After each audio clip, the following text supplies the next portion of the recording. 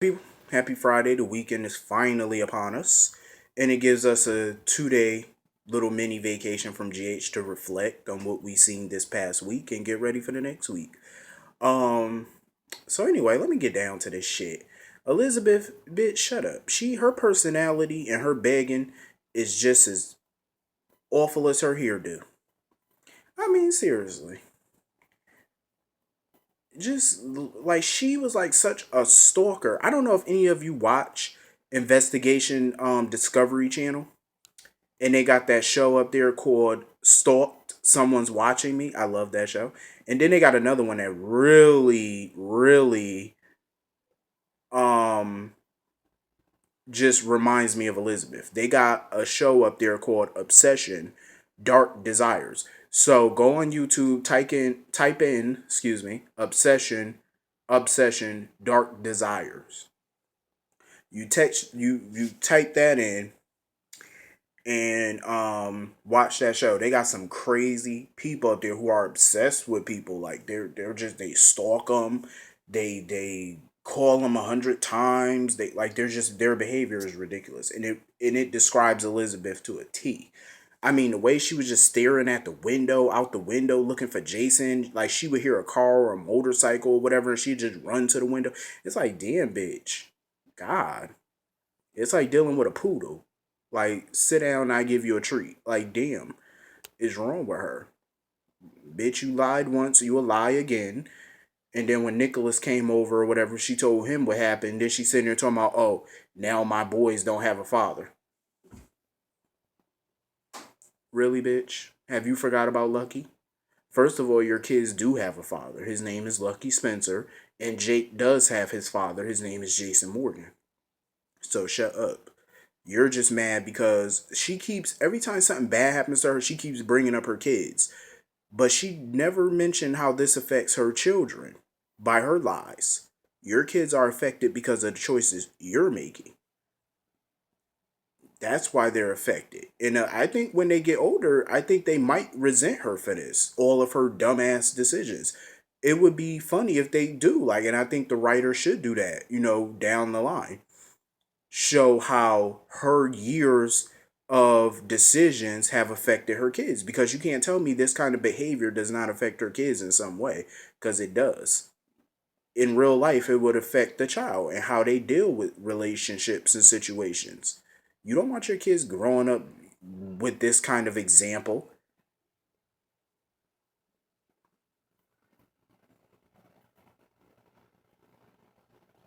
you know?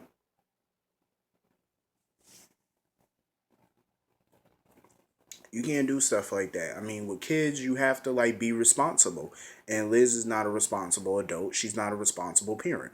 And Nicholas sitting there telling her, well, stand up for yourself and don't let people judge you. Sam and all them, don't let them judge you since they're not in your shoes. Oh, shut the hell up, Nicholas. Shut up. Just shut up. Please. You gonna get your just desserts, and I can't wait till it happens. Anyway, enough with this broad. Um, so anyway, Julian and Julexis. I can't begin to tell all of you how much I love them as a couple. I love it. And here's a spoiler alert. I heard there might be an engagement. You know how Tracy and Monica are doing that Nutcracker gala? I heard that Julian was gonna propose to Alexis at the gala. That's what I heard. Word on the street. So I hope it's true because I'm ready for it. Like her and Julian been going round and round for 2 years now, and it's time that they make it official with an engagement. I wonder what the wedding would be like. So I can't wait to see it. I want to see. Like I'm just ready for them to just dive into this relationship because Alexis ain't getting no younger, Julian ain't getting no younger. They need to go ahead and make this official and just get married. They need to just do it because I'm ready. I'm tired of them just shacking up playing house. Come on now. I mean, I understand, marriage is not, they love their relationship the way it is. And, Alexis hasn't even brought up marriage to him, surprisingly. Don't Alexis strike you as the type to bring up marriage every time she in a relationship with somebody? Like, she strikes me as that type. But, with her behavior and stuff, like sometimes, when she's in a relationship, she strikes me as a type that wants marriage all the time. You know what I mean? Like if she's in a relationship, but she never brings it up. And Julian hasn't brought it up, but I just want it to happen because I'm ready for her to get married. She hasn't been married in God knows how long. Like the last time she was married was to Rick, and that was years ago. That was almost 10 years ago. Oh my God, she hasn't been married in almost 10 years. I'm shocked because that's a long time in soap opera land to not be married in so long. Like that's a long time because soaps is where people get married at the drop of a hat to anybody. I mean, one year Sonny could be married to Brenda, next year he could be back married to Carly. Ain't that a bitch? Like seriously, like that's how soaps work, and I kind of love it at the same time because it's funny and it's scandalous. But anyway, back on board. He was doing a Christmas tree. I'm sorry about my Julex's rant, but you see how giddy I am about them. Like I'm invested in this couple. Like I just don't want nothing to go wrong with them. I'm invested heavily. Cause God knows Alexis need a real man. I'm just saying. Even though she irked my nerves sometime. Which she will do in this episode. Um Sam basically broke in their house. I'm sorry, but it was just so funny how Sam came downstairs and they was kind of startled when she came downstairs. And they asked her how she got in their house. Like, seriously, Julian, you're a freaking former mob boss and you just let people break up in your house. That goes to show you how good of a PI Sam is, like how good of a con artist she is. Well, not con artist, but she's a good sneaker though. She's slick. Like she straight up got into their house in the middle of the night without them knowing. Like what kind of security system they got? Like seriously, she just said that she just kind of broke in the house overnight with Danny. I said, oh my God.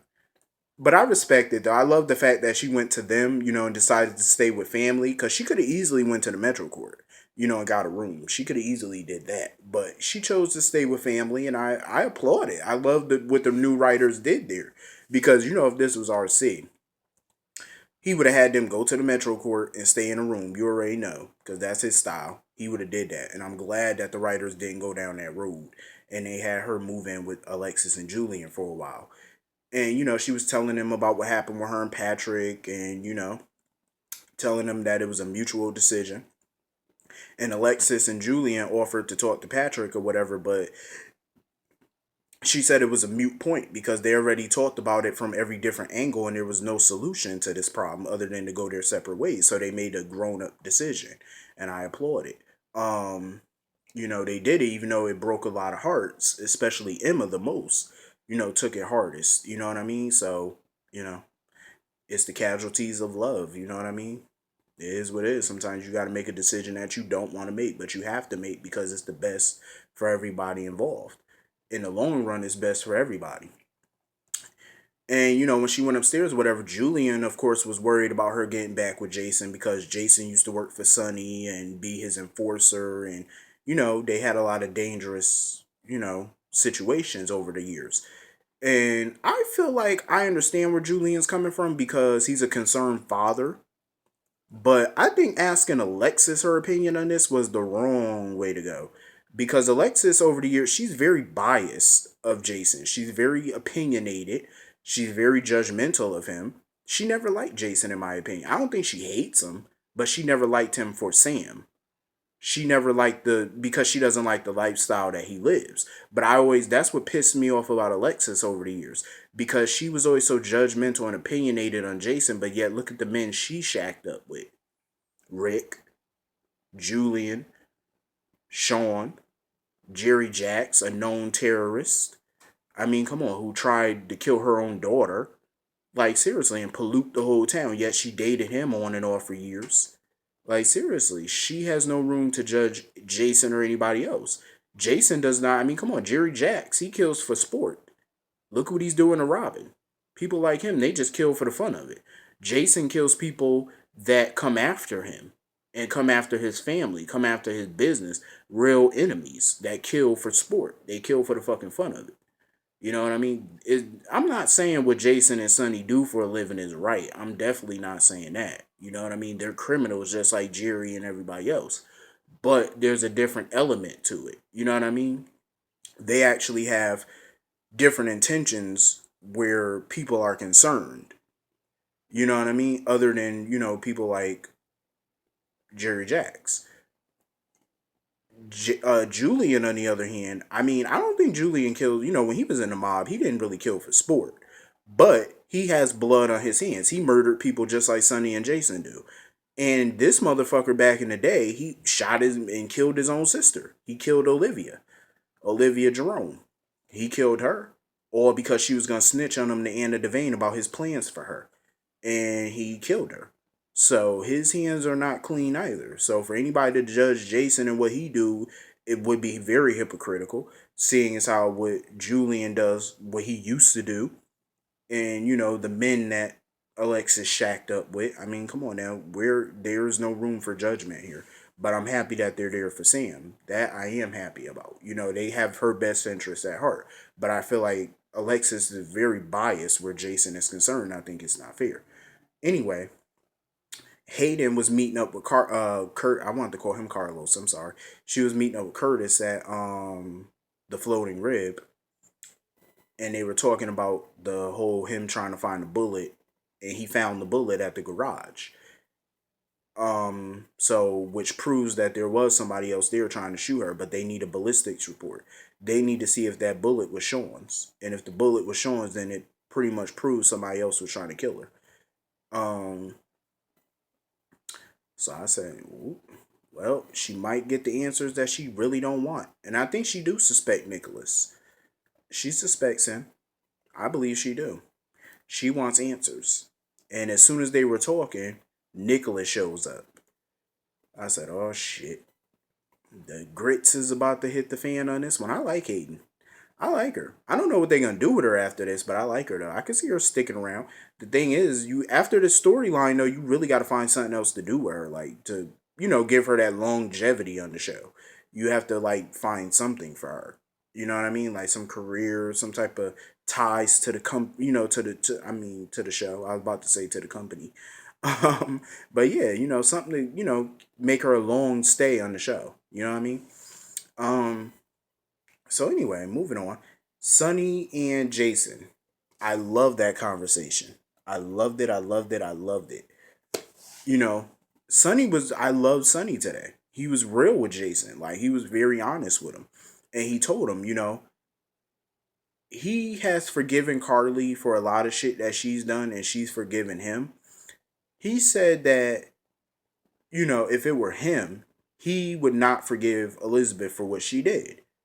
But he told Jason, that's him. That's not Jason. He said whatever decision Jason chooses is basically whatever he decides to do. But he feels Jason probably will forgive her, but he will never get back with the bitch. He would never get with her. And that's when Carly came in. And Sonny, made her promise not to go chasing after Jason. So he told her about Elizabeth, and Carly was rejoicing.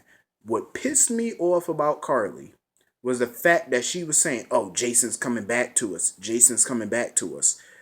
I don't like that because the reason I don't like it is because I feel like what her meaning behind that is, oh, he's gonna be our puppy again. Oh, we get to run his life again. We get to tell him what to do and butt in his marriage and butting his life. That's what I don't want to happen because I got so irritated with that years ago because it was the Sonny Carly Jason show. That's what pissed me off back then because Jason he was always their lapdog. Like he always jumped in the middle of their problems, cleaned up their problems. I don't want that again. I don't want to see that again because it made for horrible TV drama. Like it was just dull and boring, and I don't want to see that again. He deserves to have a different life this time around. I'm all for him being friends with Sonny and Carly, but I don't want to see him go back to work for Sonny. I don't want to see that because it's just, I mean, if he chooses to do that, okay, but I want to see him have his own life apart from Sonny and Carly, but still be friends with them. You know what I mean? Like just a different tone to the thing. That's what I want to see. I want to see a different tone to the show. A different dynamic rather than to go back to the same thing that they did. I don't want to see that again. I think we should do better this time. Anyway, Ava, of course, made trouble at the Metro Court for Kiki Kiki is starting to, like I said, she's starting to warm. I'm starting to warm towards her lately because she seems like she's making mature decisions, especially where Morgan was concerned about them just being friends, not getting back together, not rushing nothing. That was a mature decision to make. I respect it. And Ava, of course, is not making life easy. I get that she wants to have a relationship again with Kiki. I get it, but this is not how you go about it. And the fact that Carly came over there and then you're threatening Carly, talking about, oh, I think the people from the family court will want to know about this. Seriously, that just proves everybody point that you don't care about your daughter because you keep using her as a pawn against Sonny. And it's ridiculous. All because Carly wants to kick you out of her hotel. For one, Carly has a right to kick you out because you're bothering her employees. Stop fucking with her employees. If you're gonna be in her restaurant, be in her restaurant. Eat, drink, and get the fuck out. And don't forget to leave a tip and go about your business. But to come in here harassing her employees and creating a hostile work environment for Kiki and getting on her fucking nerves while she's working, and then you're bothering the other patrons by making a scene, and now you want to sit there and threaten Carly with family court. Bitch, go sit down somewhere. Anybody's stunting you. Please go sit down. Have several seats. Have a stadium. Just get on up out of here. Stop using your daughter as a pawn. If you love Avery like you say you do, stop using her. Stop bringing up family court to try to get Sonny and Carly to back down and coward to you. No, bitch, because it ain't going to work. Go sit down. Anyway, Carly was being a hovering mother as usual with Morgan, and I get it. I love the conversation that she had with Morgan, and I agree. You know, this bipolar illness is new for him. Taking the medication is new for him. It's an adjustment period for everybody. It really is, including Morgan, especially Morgan. Taking the pills, but he made a mistake today. He got a call from Darby and went to meet her, and he left his pills behind, his bipolar meds. He left them behind, which could cause him to go off the rail. He needs to be more responsible and take this illness more seriously. You know what I mean? As far as being on his medication regimen, like he needs to take it every day on time. Stop being irresponsible. This is why Carly and Sonny hover because they want to make sure he's getting the help he needs and he's being responsible about it. So he has to really take this seriously. Um, So anyway, I think that's everything today. Not it wasn't a whole lot of action today, and then Jason went back to Elizabeth's house. And of course Elizabeth ran out like a little puppy, a little Cheshire cat. Oh, Jason, you're home. Oh, bitch, please go sit down. If I was him, if them kids didn't live in that house, I'd burn that bitch to the ground. If it wasn't for them kids living in that house, I swear if I was Jason, I'd burn that bitch to the ground. It's not even funny. Like seriously, she played God and kept him away from his child, kept him away from his wife. She act like Sam and Danny didn't even matter to him. Like first of all, that's his wife. That's his son. You can't erase them from his life. No matter how hard you could huff and puff all you want, but you ain't never gonna blow that bond down. Sorry, not gonna happen, sweetie. With her dry coochie. Please. That shit, I bet you that shit is as beat up as Britney Spears. Telling you. So many men done ran through that thing. Anyway, I hope all you have a great weekend. And I'll see you on Monday. Have a wonderful weekend. See you Monday.